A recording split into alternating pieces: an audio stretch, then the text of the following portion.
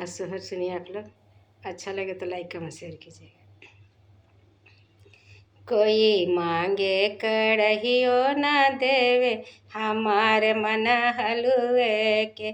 कोई मांगे कढ़ियो ना देवे, हमारे मन हलुए के।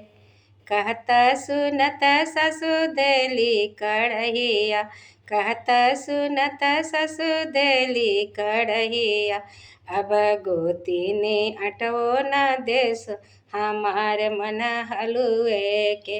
अब गोती ने चिनियो न देसो, हमार मन हलुए के। कहता सुनता गोतिन देली हो अटावा, कहता सुनता गोतिन देली हो चिनिया।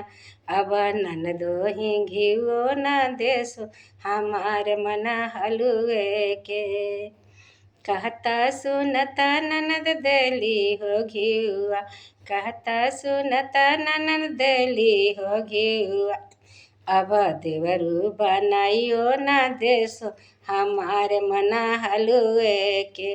अब देवरू बनाइयो ना देसो, हमारे मन हलुए के। कहता सुनता देवर देलन बनाई, कहता सुनता देवर देलन बनाई। अब सैया खियाइयो ना देसो, हमारे मन हलुए के। अब सैया खियाइयो ना देसो, हमारे मन हलुए के। कहता सुनता सैया देलन खियाई, कहता सुनता सैया देलन खियाई। अब होरिला खाहू ना दे, हमारे मन हलुए के।